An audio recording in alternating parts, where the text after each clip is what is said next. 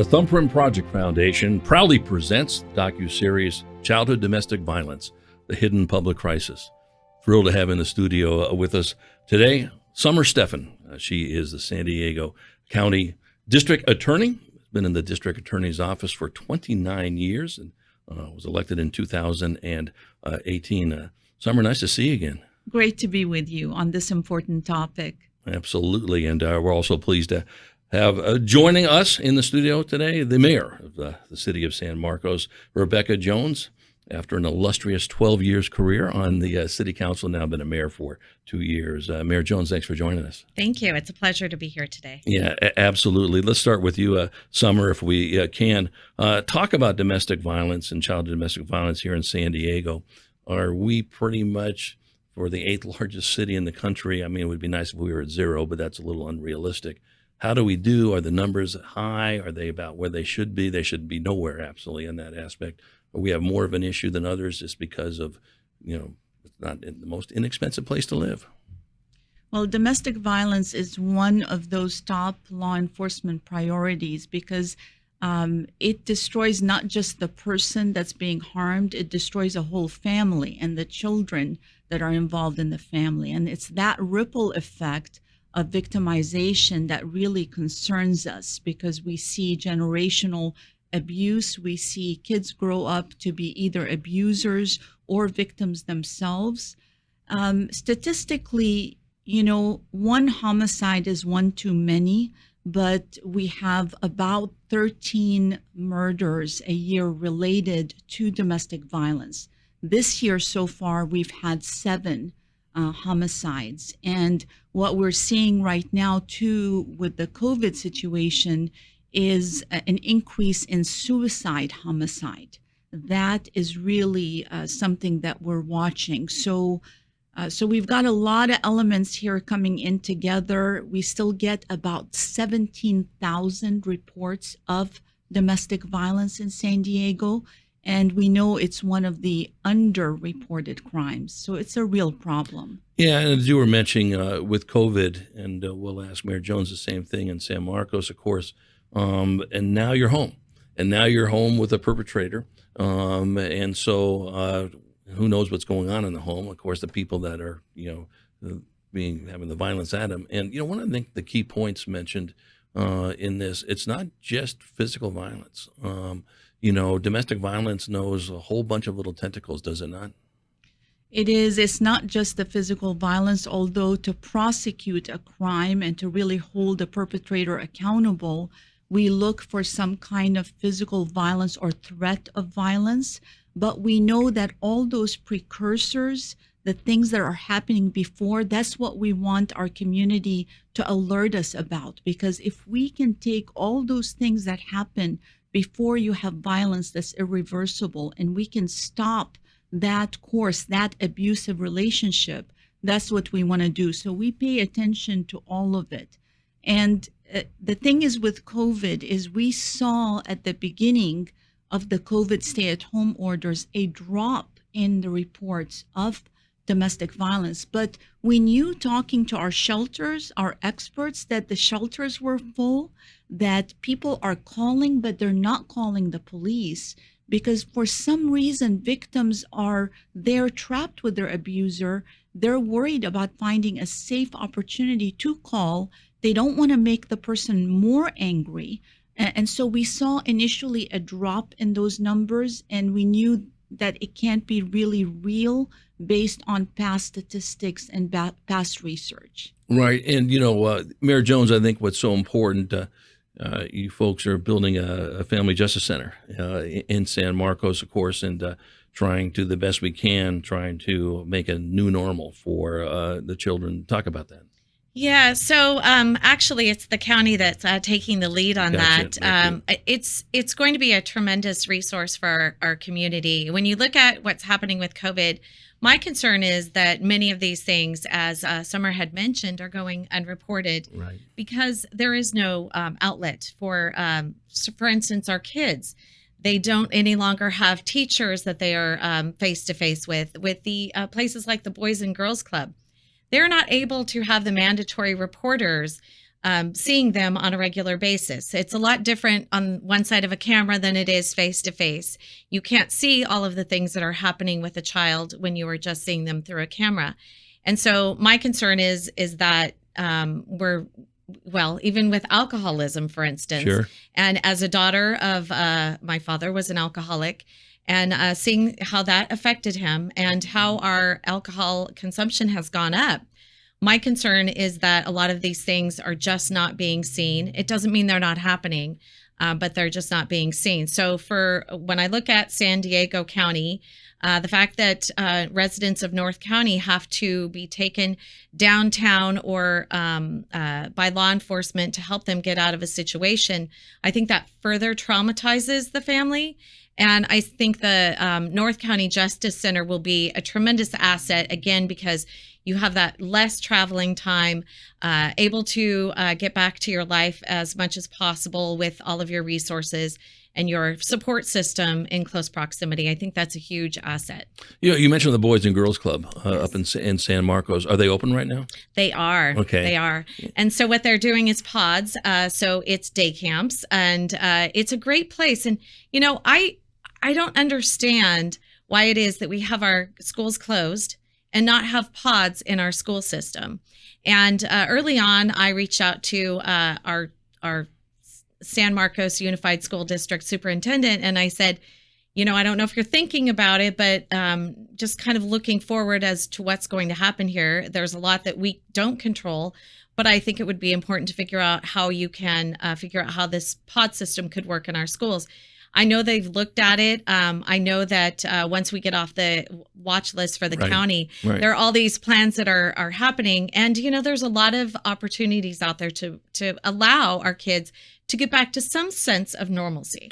Yeah, and we all know this. Listen, I think I'm heavily involved with the schools and have been for quite a while. And listen, teachers want to be back to somewhat normal. Everyone knows that. We know the reasons why. When you're talking about food insecurity and being with their friends and social emotional learning and all that business.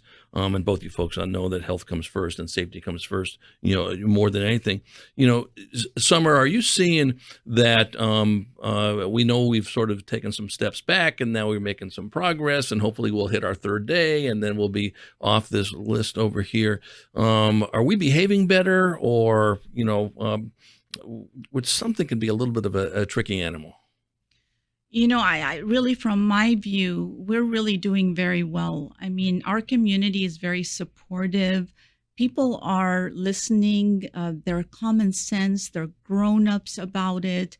They're doing things to respect their neighbors, their elderly, the vulnerable population. So I'm seeing a lot of positive. And the mayor was really humble here, but she has been a huge supporter of the Family Justice Center North. She's one of the first people that visited the empty shell that is going to be home and refurbished to really be trauma informed and welcoming to people who have suffered all sorts of trauma. And we're very excited because sometimes the North County doesn't get all of the those resources that are needed when 42% of our domestic violence, homicides, sexual assaults, human trafficking activity happens in the North County. And so bringing a place where families can go for help is really an important priority for me and for the mayor and for the county. So I think it's going to be a really welcome thing. One of the things that impresses me about the Thumbprint Foundation is their focus on children of domestic violence. And so this is a very important focus for us at the DA's office in victim services and in the Family Justice Center, because we know that kids know what's going on. And it doesn't matter when I see on a police report that a child was present or not present, which they have to check off, I know it's not accurate because mom is trying to protect child or even believes that the child is not seeing the abuse. But we know children do witness abuse and they are traumatized by it, and it has a long-term effect.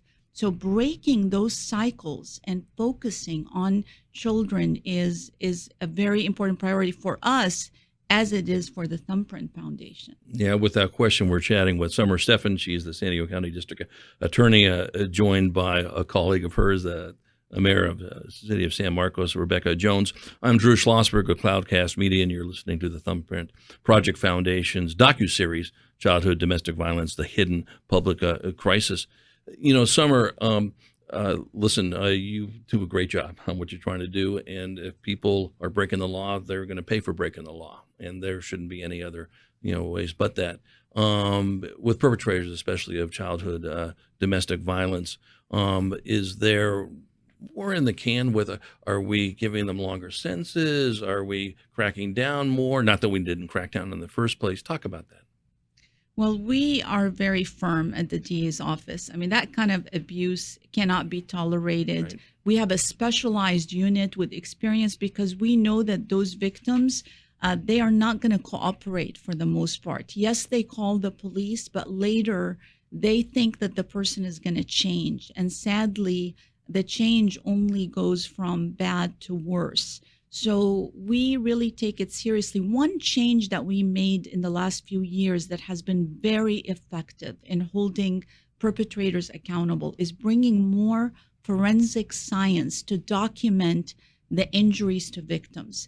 We realized from a study, Dr. Campbell's study, that the most indicator of homicide is strangulation. But our victims don't report when they're being choked. If they don't end up passing out, they think everything was okay. This is the hugest indicator. So what we've done is we brought forensic nurses that actually take photographs. They document the injury. They document how the eye petechia changes. With that, we're able to build strong cases, and we're able to bring felony charges and put a stop to what is going to escalate to deadly abuse. So we are bringing both the science, the medicine, and the law as a way to protect victims in domestic violence. Right. And you, Mayor Jones, I know you agree 100% with Summer on this, is that people have to speak up. If they are experiencing it, certainly within their homes, but if they see that their brother's home or their sisters or their aunts or their uncles or nieces or the neighbor next door, they need to speak up, do they not? They do. And I think part of that is you have to have the right people for them to speak to. Right. And so part of what we do is we have our community-oriented policing part of our sheriff's department. And what they do is they go out and they proactively deal with situations before they get out of hand.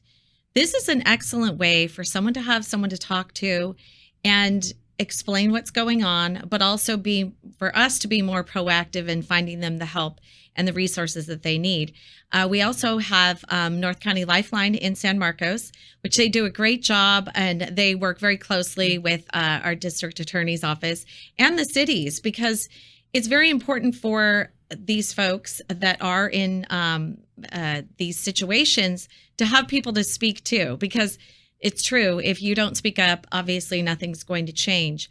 Again, back to what I had said a little bit earlier about our kids, they do see a lot what's happening. There are a lot of women, as Summer had mentioned earlier too, and that is that they don't want to speak up because they do believe that there will be change.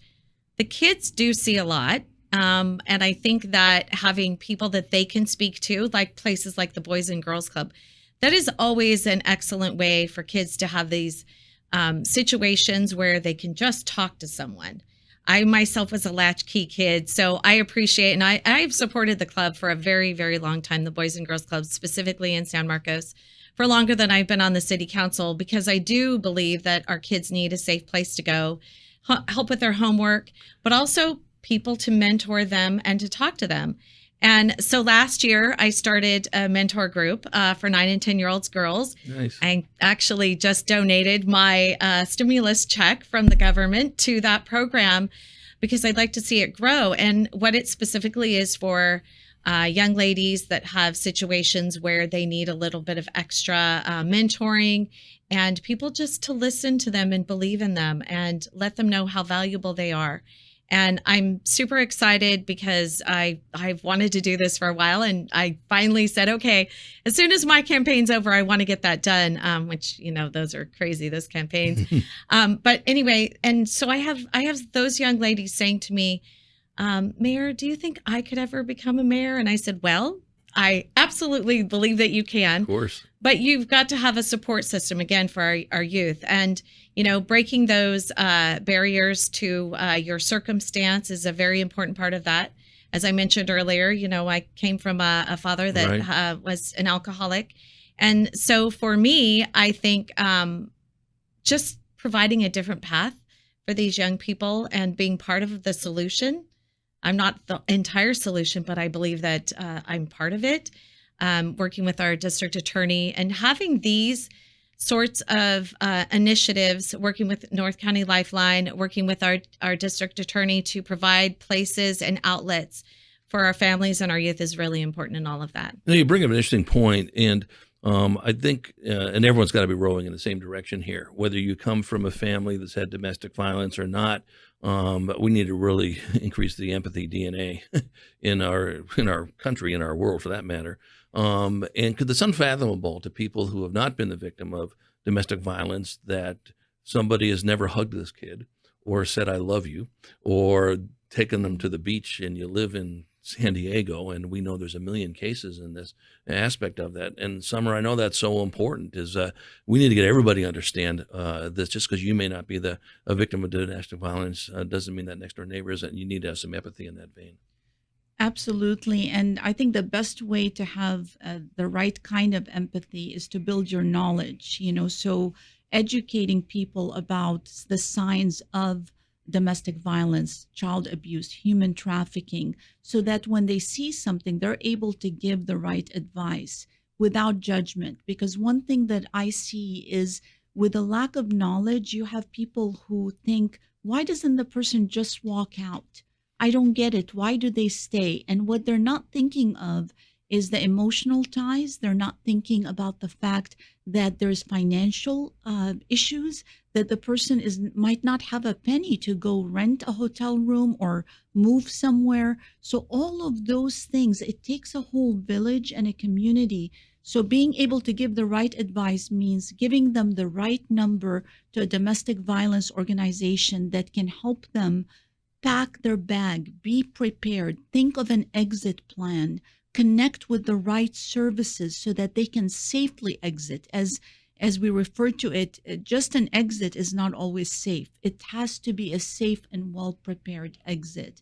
And on the note that the mayor brought up, one of my big concerns during this time of isolation is our children. Yep. What we've seen is a triple effect in the reports of internet crimes against children, as well as children missing. National Center of Missing and Exploited Children reported 4 million reports. Here locally, where we are part of the task force for ICAC, the Internet Crimes Against Children, had 800 reports during the stay at home. And that's because the kids are on their tablets, their pads, predators are coming in, they're having more time with them. So this has to be a purposeful effort to make sure our kids are safe. Just keeping them at home without some guardian, some education, that's not the answer. Right. So is there a website? We're chatting with Summer Stephan. She is the San Diego County District Attorney, joined by Mayor Rebecca Jones from the city of San Marcos. So Summer, is there a website at the county where here are things you should be talking to your kids about or looking out for? Don't be pasting something on Facebook. We're going on a 15-week vacation. Isn't that great? Here, come and do something bad to us, whatever the case may be. I don't mean to make light of it, but there's so many ways that we contribute to some of this by just opening a door to people.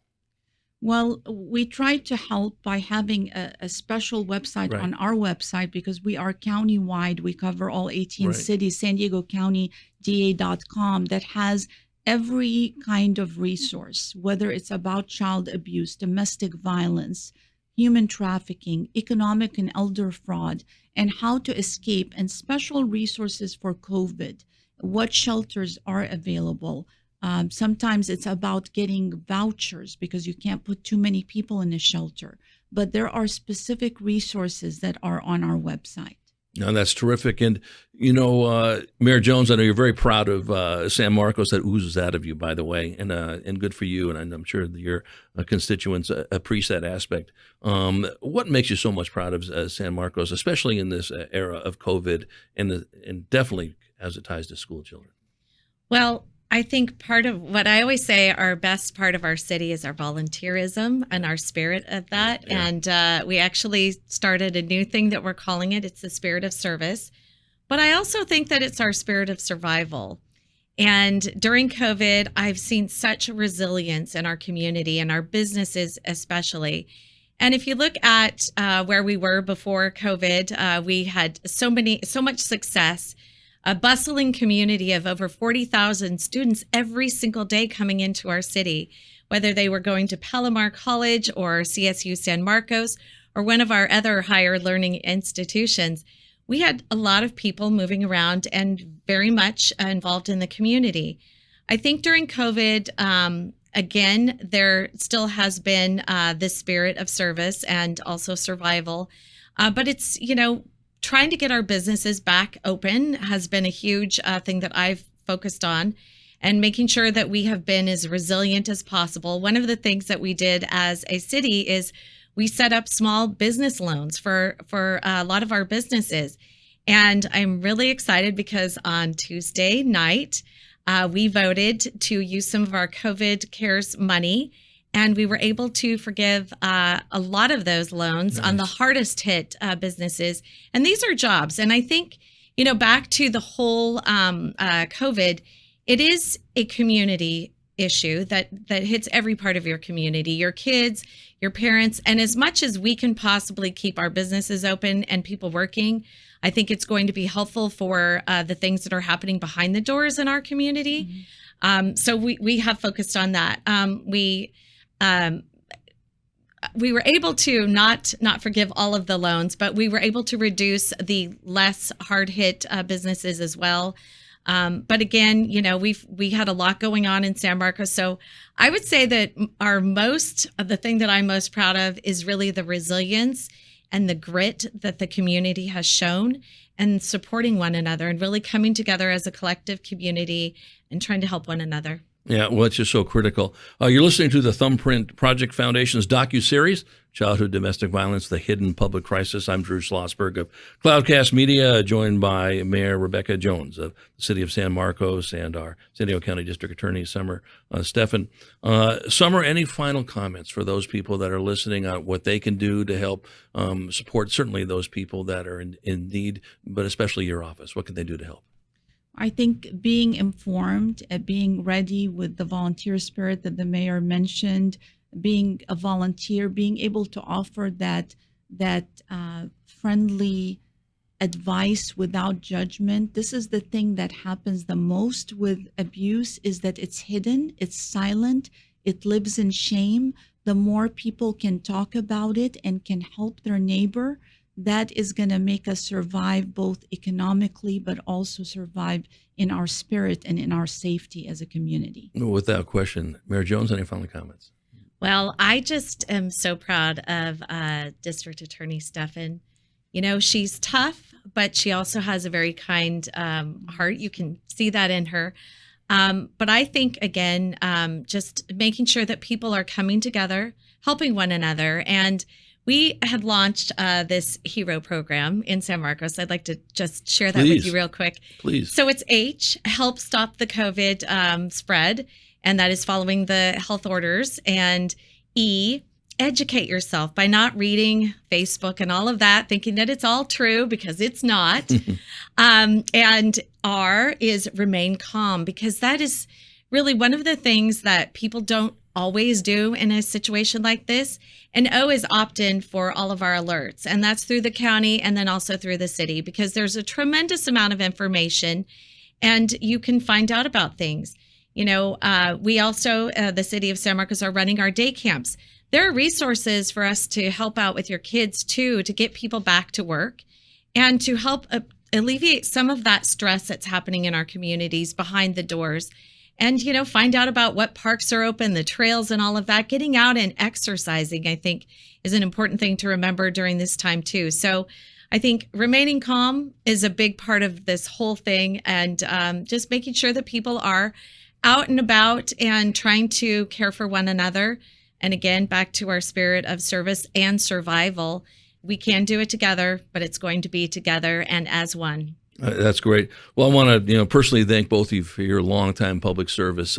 There's nothing more grander than you folks doing this, and much has been said about public servants, and what you guys are doing is terrific. So thank you very much from a taxpayer. It obviously shows what great work we can do. We're all actually rowing in the same direction. We'll look forward to continuing this conversation, and wish you guys nothing but great success moving forward. Thank you very Thank you much. so much. You bet. I'm Drew Really Schlossberg of enjoyed Cloudcast Media, and you've been listening to the Thumbprint Project Foundation's docuseries, Childhood Domestic Violence, The Hidden